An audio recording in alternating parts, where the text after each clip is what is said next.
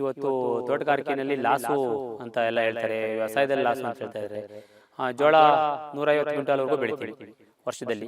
ಹೋದ ವರ್ಷ ಸ್ವಲ್ಪ ಮಳೆ ಕಮ್ಮಿ ಆಗಿತ್ತು, ಸ್ವಲ್ಪ ಕಮ್ಮಿ ಆದಂಗೆ ಆಗಿತ್ತು. ಈ ವರ್ಷದಿಂದ ಪರವಾಗಿಲ್ಲ. ನಾನು 5 ಎಕರೆ ಇದು ಬೆಳೀತಾ ಇದ್ದೀನಿ. ಇದು ಹೈಬ್ರಿಡ್ ಜೋಳ, ಕೋಳಿ ಮೆಕ್ಕೆಜೋಳ. 1 ಎಕರೆ ರಾಗಿ ಮಾಡ್ತಾ ಇದ್ದೀವಿ ಮನೆಗೆ. ಹಸು ಇದೆ, 3 ಹಸು ಇದೆ. ಹಸುನಲ್ಲಿ ವರ್ಷದಲ್ಲಿ 1 ಲಕ್ಷದಿಂದ ಮೇಲ್ಪಟ್ಟು 1,25,000ವರೆಗೂ ಲಾಭ ಇದೆ ಹಸುವಿನಲ್ಲಿ. ಸೀಬೆ ಗಿಡ ಮಾಡಿದ್ದೀವಿ, ಈಗ ಫಲ ಸ್ಟಾರ್ಟ್ ಆಗ್ತಾ ಇದೆ. ಅದರಲ್ಲಿ ಅಂತರ್ ಬೇಸಾಯ ಮಾಡ್ತಾ ಇದ್ದೀವಿ. ಅಂತರ್ ಬೇಸಾಯ ಅಂದ್ರೆ ಬೀನ್ಸ್ ನೆಟ್ಟಿದ್ದೀವಿ, ಇನ್ನು ಬೀನ್ಸು ಎಲ್ಲ ಮೊಳಕೆ ಹೊಡೆದಿದೆ, ಆಗ್ತಾ ಇದೆ. ಅದರಲ್ಲಿ ಈ ತೋಟ ನೆಕ್ಸ್ಟ್ ಇನ್ನೊಂದು ಜಾಗ, 2 ಜಾಗ ಇದೆ ನಮ್ಮದು. ಅದರಲ್ಲಿ ಬೋರ್ವೆಲ್ ಸರಿ ಮಾಡಿ ಇನ್ನೊಂದು ತೋಟ ಮಾಡ್ಬೇಕು ಅನ್ಕೊಂಡಿದ್ದೀವಿ. ವ್ಯವಸಾಯದಲ್ಲಿ ಬಹಳಷ್ಟು ಲಾಭ ಇದೆ. ಸ್ವಂತ ಕೆಲಸ ಮಾಡಿ ನಾವು ಕೆಲಸ ಮಾಡೋದ್ರಿಂದ ಲಾಭ ಜಾಸ್ತಿ ಇದೆ. ಚಿಕ್ಕ ಆಂಜನಪ್ಪ ಅಂತ ನನ್ನ ಹೆಸರು, ಆಂಜನಗೌಡ ಅಂತ ಅಡ್ಡ ಹೆಸರು ಕರಿತಾ ಇದ್ದಾರೆ. ರೈತ ಕುಟುಂಬದಿಂದ ಹುಟ್ಟು ಬಂದವರು ನಾನು. ಬಡತನದಿಂದ ಬಂದವರೇ ನಾವು. ನಮ್ಮ ತಂದೆ ಹೆಸರು ದೊಡ್ಡೇಗೌಡ ಅಂತ. ಉಸ್ಕೂರು, ಬೆಂಗಳೂರು ಗ್ರಾಮಾಂತರ ಜಿಲ್ಲೆ. ಇಲ್ಲೇ ನೆಲೆಸಿದ್ದೀವಿ. ಮೂಲ ವಾಸ ನಮ್ಮದಿದೆ. ವ್ಯವಸಾಯನೇ ಮಾಡಿದ್ದೀವಿ. SSLC ಓದಿದ್ದೀನಿ ನಾನು. ವ್ಯವಸಾಯದಲ್ಲಿ ಎತ್ತಿನಲ್ಲಿ ವ್ಯವಸಾಯ ಮಾಡಿ, ಉಳುಮೆ ಮಾಡಿ ವ್ಯವಸಾಯ ಮಾಡಿದ್ದೀವಿ. ಮಳೆ ಆಧಾರಿತವಾಗಿಯೇ ಮಾಡ್ಕೊಂಬಂದ್ವಿ. ಅವಾಗೂ ಲಾಭ ಮಾಡ್ಕೊಂಡೇ ಬಂದ್ವಿ. ಕಷ್ಟದ ದಿನಗಳು ಅವಾಗ ಮಳೆ ಆಶ್ರಯದಲ್ಲಿ ಕಷ್ಟ ಬಿದ್ದುಕೊಂಡು ಮೇಲೆ ಬಂದವರು. ಆನಂತರ 2003-4ರಿಂದ ಈಚೆಗೆ ತೋಟ ಮಾಡಲಿಕ್ಕೆ ಹಿಡಿದ್ವಿ. ನಮ್ಮ ದೊಡ್ಡಪ್ಪ ಅವರು ನೀರು ಬಿಡಿಸ್ಕೊಂಡು ರೇಷ್ಮೆ ಎಲ್ಲ ಬೆಳೆದ್ವಿ. ರೇಷ್ಮೆ ಬೆಳೆದ್ವಿ, ಜೋಳ ಜಾಸ್ತಿ ಬೆಳೆದಿದ್ವಿ. ಆ ನಂತರ ಬಂದಾಗ ತೋಟ ಮಾಡೋಕ್ಕೆ ಹಿಡಿದ್ವಿ. ಸ್ವಂತ ತೋಟ ಮಾಡೋಣ, ವ್ಯವಸಾಯದಲ್ಲಿ ಲಾಭ ಇದೆ, ಶ್ರಮಪಟ್ಟು ಮಾಡಿದ್ವಿ ತೋಟವನ್ನು. ಶ್ರಮಪಟ್ಟು ಮಾಡೋಕ್ಕೆ ಹಿಡಿದ ಮೇಲೆ ಇದರಲ್ಲಿ ಚಪ್ರ ಮಾಡಿದ್ವಿ. ಚಪ್ರ ಮಾಡಿ ದ್ರಾಕ್ಷಿ ಬೆಳೀಲಿಕ್ಕೆ ಹೋದ್ವಿ. ದ್ರಾಕ್ಷಿನಲ್ಲಿ ನಮಗೂ ದ್ರಾಕ್ಷಿಗೂ ಸೂಟಬಲ್ ಆಗಿಲ್ಲ. ದ್ರಾಕ್ಷಿ 4 ಬೆಳೆಯಲ್ಲಿ ತೆಗೆದುಬಿಟ್ವಿ. ಆಮೇಲೆ ತರಕಾರಿ ಬೆಳೆ ಬೆಳೆದ್ವಿ. ತರಕಾರಿ ಬೆಳೆ ಅಂದರೆ ಭಾಳಷ್ಟು ಚೆನ್ನಾಗಿ ಬೆಳೆದ್ವಿ. ಸ್ವಂತ ಇದರಿಂದ ಮಾಡಿ, ತಳ್ಳೋ ಗಾಡಿ ಮಾಡಿ, ನಾನು ನಮ್ಮ ಮನೆಯವರೇ ಬೆಳೆದು ಇದು ಕೆಲಸವನ್ನು ಮಾಡಿ, ಮೆನ್ಯೂರನ್ನು ಕಮ್ಮಿ ಉಪಯೋಗಿಸಿ, ಬಯೋಗ್ಯಾಸ್ ಇದೆ ನಮ್ಮದು. ಬಯೋಗ್ಯಾಸಿನ ಗೊಬ್ಬರನ ಇದಕ್ಕೆ ಹಾಕಿ, ಇದು ಮೆನ್ಯೂರ್ ಹೆಚ್ಚಿಗೆ ಯೂಸ್ ಮಾಡ್ದಲೆ, ಔಷಧಿ ಹೆಚ್ಚಿಗೆ ಯೂಸ್ ಮಾಡ್ದಲೆ ರಿಲಯನ್ಸ್ ಮಾಲಿಗೆ ಸಪ್ಲೈ ಕೊಟ್ವಿ. ಈ ಸೋರೆಕಾಯಿ, ಹೀರೆಕಾಯಿ ಮತ್ತು ಬಿಟ್ರ್ಗಾರ್ಡ್, ಇದು ಹಾಗಲಕಾಯಿ. ಒಳ್ಳೆ ಲಾಭವನ್ನು ಕಂಡ್ವಿ. ಅಂತಿಂಥ ಲಾಭ ಅಲ್ಲ, ಲಕ್ಷಾಂತರ ರೂಪಾಯಿ ಲಾಭ ಬಂತು. ಅದರಿಂದನೇ ಮನೆ ಕಟ್ಟಿದ್ದೀವಿ. ಒಂದು ನಮಗಾಗಿ ಮನೆ ಕಟ್ಟಿದ್ದೀವಿ. 2 ಮಕ್ಕಳಿದ್ದಾರೆ ನಮಗೆ, ಹೆಣ್ಮಕ್ಳಿಬ್ರು. ಇದರಲ್ಲಿ ತರಕಾರಿ ಬೆಳೆಯಲ್ಲಿ ಕೆಲಸ ಜಾಸ್ತಿ ಆಗಿರೋದ್ರಿಂದ ನಾವು ಹೊಸ ಥರ ಮಾಡಿ ಇನ್ನೂ ತೋಟವನ್ನು ಜಾಸ್ತಿ ಮಾಡೋಣ ಅನ್ನೋ ಕಾರಣದಿಂದ ಇದನ್ನು ಸೀಬೆ ಗಿಡ ಮಾಡಿದ್ದೀವಿ. ಈಗ ಫಲ ಸ್ಟಾರ್ಟ್ ಆಗ್ತಾ ಇದೆ. ಅದರಲ್ಲಿ ಅಂತರ್ ಬೇಸಾಯ ಮಾಡ್ತಾಯಿದ್ದೀವಿ. ಅಂತರ್ ಬೇಸಾಯ ಅಂದರೆ ಬೀನ್ಸ್ ನೆಟ್ಟಿದ್ದೀವಿ, ಇನ್ನು ಬೀನ್ಸು ಎಲ್ಲ ಮೊಳಕೆ ಹೊಡೆದಿದೆ, ಆಗ್ತಾ ಇದೆ. ಅದರಲ್ಲಿ ಈ ತೋಟ ನೆಕ್ಸ್ಟ್ ಇನ್ನೊಂದು ಜಾಗ, 2 ಜಾಗ ಇದೆ ನಮ್ಮದು. ಅದರಲ್ಲಿ ಬೋರ್ವೆಲ್ ಸರಿ ಮಾಡಿ ಇನ್ನೊಂದು ತೋಟ ಮಾಡ್ಬೇಕು ಅಂದ್ಕೊಂಡಿದ್ದೀವಿ. ವ್ಯವಸಾಯದಲ್ಲಿ ಭಾಳಷ್ಟು ಲಾಭ ಇದೆ. ಸ್ವಂತ ಕೆಲಸ ಮಾಡಿ ನಾವು ಕೆಲಸ ಮಾಡೋದ್ರಿಂದ ಲಾಭ ಜಾಸ್ತಿ ಇದೆ. ಆಮೇಲೆ ಪವರ್ ಟಿಲ್ಲರ್ ಇಟ್ಕೊಂಡಿದ್ದೀವಿ, ತಳ್ಳೋ ಗಾಡಿ ಇಟ್ಕೊಂಡಿದ್ದೀವಿ. ಇಲ್ಲೇ ಗ್ರೇಡಿಂಗ್ ಮಾಡ್ತೀವಿ. ಇಲ್ಲೇ ಗ್ರೇಡಿಂಗ್ ಮಾಡಿ ನಂತರ ನಾವು ಮಾಲ್ಗೆ ಹಾಕ್ತೀವಿ. ಆ ವೇಸ್ಟೇಜ್ನ ನಾವೇನು ವೇಸ್ಟ್ ಮಾಡೋದಿಲ್ಲ. ನಮ್ಮ ದೊಡ್ಡಬಳ್ಳಾಪುರ ಮಾರ್ಕೆಟಲ್ಲಿ ವೇಸ್ಟ್ನ ಮಾರ್ತೀವಿ. ಅದರಲ್ಲೂ ಪರವಾಗಿಲ್ಲ, ಏನು ನಮ್ಮ ಖರ್ಚಿಗಾಗೋಷ್ಟು ದುಡ್ಡು ಇರುತ್ತೆ. ಉಳಿತಾಯ ಮಾಡಿ ಕೆಲಸ ಮಾಡಿ ದುಡಿಮೆ ಮಾಡ್ತಾಯಿದ್ದೀವಿ.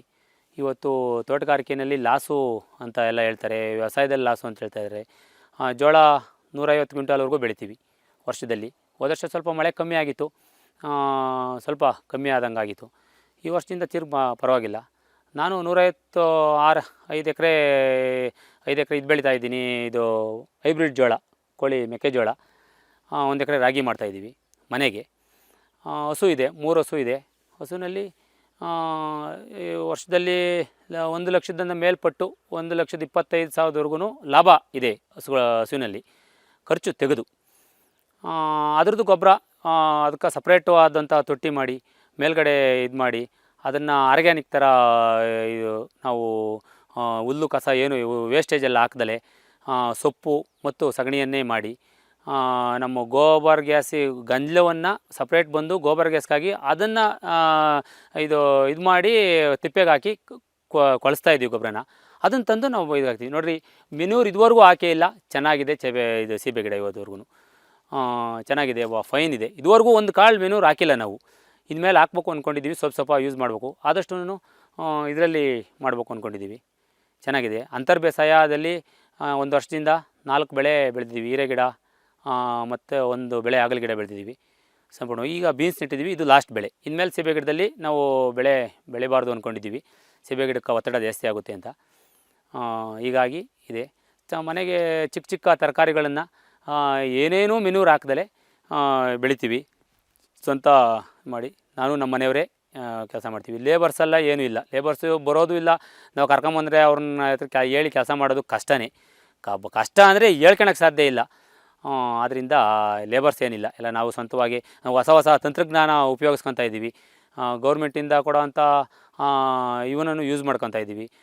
ಇದು ಕೃಷಿ ಇಲಾಖೆಯಿಂದ, ತೋಟಗಾರಿಕೆ ಇಲಾಖೆಯಿಂದ ನಾವು ಮಾಹಿತಿಯನ್ನು ಪಡಿತೀವಿ, ಓದ್ತೀವಿ. ನಾವು ಅವ್ರನ್ನ ಕಾಂಟ್ಯಾಕ್ಟ್ ಮಾಡ್ತೀವಿ.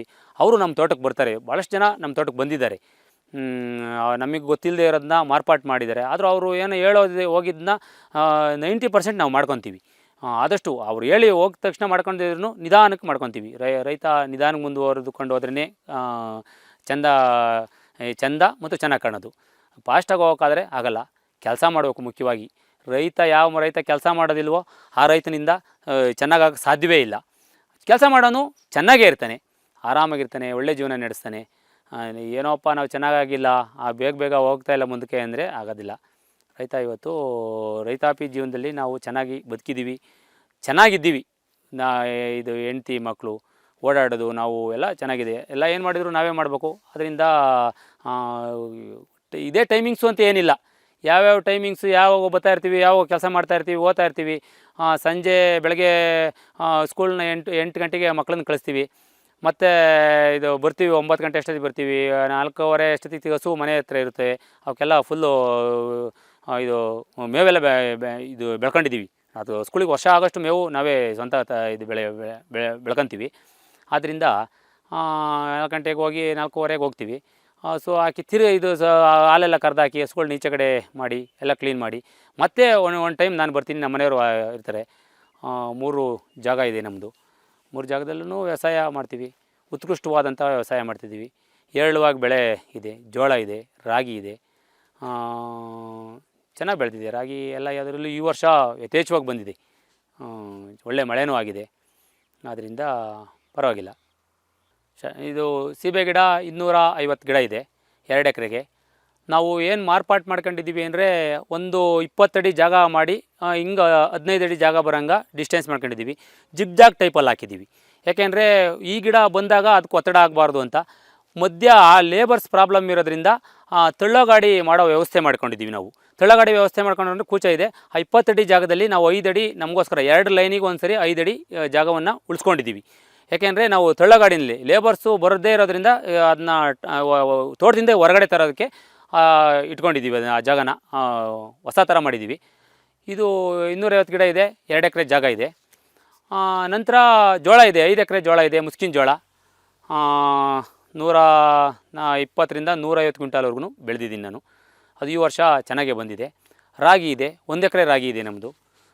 ಚೆನ್ನಾಗಿದೆ ರಾಗಿನೂ, ಪರವಾಗಿಲ್ಲ. ಇದರಲ್ಲಿ ಇದು 2 ಎಕರೆ ಪೂರ್ತ ಬೀನ್ಸ್ ಮಾಡಿದ್ದೀವಿ. ಅಂದರೆ ಅಂಬಿನ್ ಬೀನ್ಸು, ರಿಂಗ್ ಬೀನ್ಸ್ ಅಂತಾರೆ ಅದನ್ನ. 398 ಇದನ್ನ ಬೆಳೆದಿದ್ದೀವಿ. ಹೋದ ವರ್ಷ ಬೆಳೆದಿದೆ 13.5 ಕ್ವಿಂಟಾಲು ಬೆಳೆದಿದೆ. 15,500 ಆಯಿತು. ಅದು 1 ಎಕರೆನಲ್ಲಿ ಬೆಳೆದಿದೆ. ಈ ಸರಿ 2 ಎಕರೆಗೂ ಪೂರ್ತ ಮಾಡಿದ್ದೀವಿ. ಅಂತರ್ ಬೇಸಾಯ ಮಾಡಿರೋದ್ರಿಂದ ಈ ಸರಿ ಚೆನ್ನಾಗಿ ಮಾಡಬೇಕು ಅಂತ ಗೊಬ್ಬರ ಎಲ್ಲ ಹಾಕಿ ಭಾಳ ಫೈನಾಗಿ ಮಾಡಿದ್ದೀವಿ.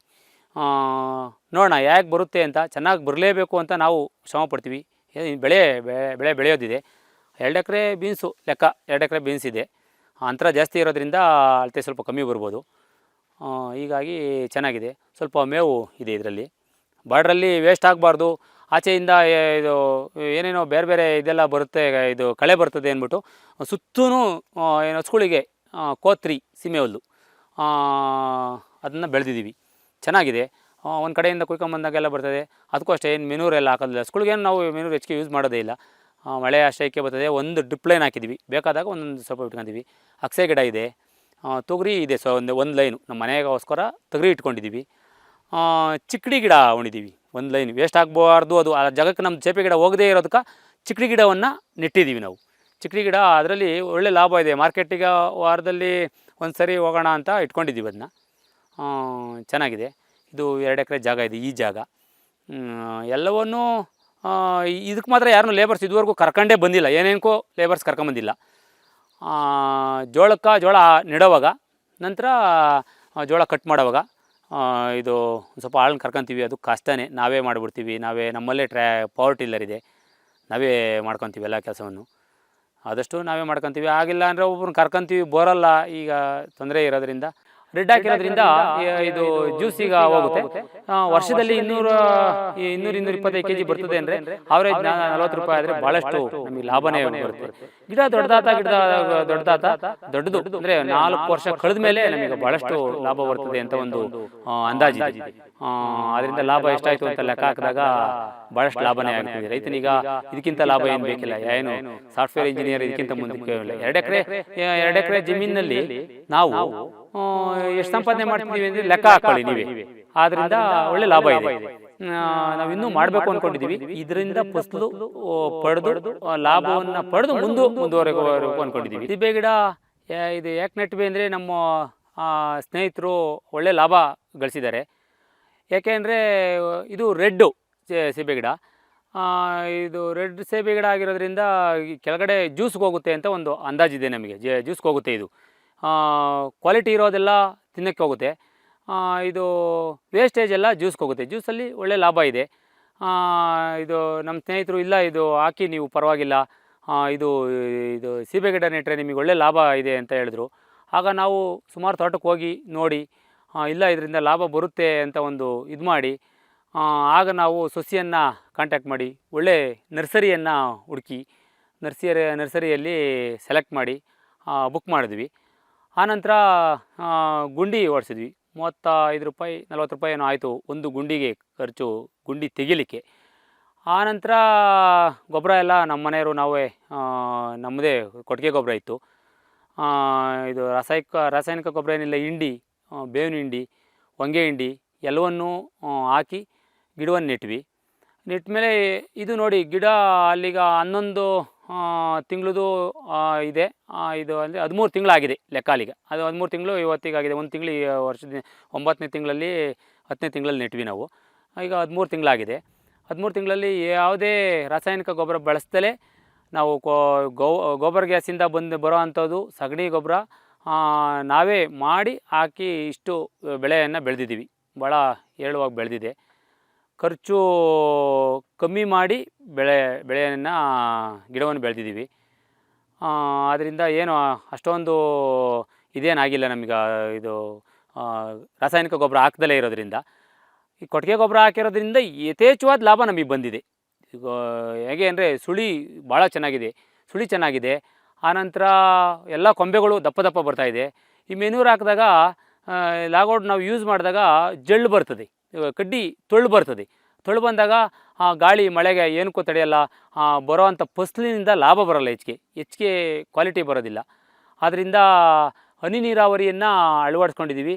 ನಮಗೆ ಬರೋದು ನೀರು ಭಾಳಷ್ಟು ಕಮ್ಮಿ ಅಂದರೆ ಹೇಳ್ಕೊಳಕ್ಕಾಗಲ್ಲ, ಅಷ್ಟು ಕಮ್ಮಿ. ಅಷ್ಟು ಇದರಲ್ಲಿ 250 ಗಿಡವನ್ನು ಒಂದು ಹನಿ ನೀರು ಯಾವುದೇ ಕಾರಣಕ್ಕೂ ಎಲ್ಲೂ ವೇಸ್ಟ್ ಮಾಡ್ದಲೇ ನೇರವಾಗಿ ಗಿಡಕ್ಕೆ ಬಂದು ಬೀಳೋ ಥರ ಮಾಡಿದ್ದೀನಿ. ಎಲ್ಲ ಇದು ಡ್ರಿಪ್ ಇರಿಗೇಷನ್ನು ನಾವೇ ಮಾಡ್ಕೊಂಡಿದ್ದೀವಿ. ಎಲ್ಲೂ ನೀರನ್ನು ವೇಸ್ಟ್ ಆಗದಂಗೆ ಇಟ್ಕೊಂಡಿದ್ದೀವಿ. ಆದ್ದರಿಂದ ಹೆಚ್ಚಿಗೆ ಮೋಟ್ರನ್ನು ಓಡಿಸಲ್ಲ. ಅವಶ್ಯಕತೆ ಇದ್ದಾಗ ಮಾತ್ರ ನಾವು ಮೋಟ್ರನ್ನು ಓಡಿಸಿ ನೀರನ್ನು ಇದು ಮಾಡ್ತೀವಿ. ಆಮೇಲೆ ಗಿಡಕ್ಕೆ ಯಾವುದೇ ಕಾರಣಕ್ಕೂ ಏಳವಾಗಿ ನೀರು ಬಿಡೋದಿಲ್ಲ ನಾವು. ಕಮ್ಮಿ ಸ್ವಲ್ಪ ಅದಕ್ಕೆ ಎಷ್ಟು ಆರೋಗ್ಯ ಇದೆಯೋ ಅಷ್ಟು ಮಾತ್ರ ನೀರನ್ನು ಯೂಸ್ ಮಾಡ್ಕೊಂಡು, ಆ ಕಮ್ಮಿ ನೀರು ಬಿಡೋದ್ರಿಂದ ಗಿಡ ಚೆನ್ನಾಗಿ ಬಂದಿದೆ ಅನ್ನೋದ್ರಾಗ ನಮ್ಮ ಗಿಡನೇ ಇದು.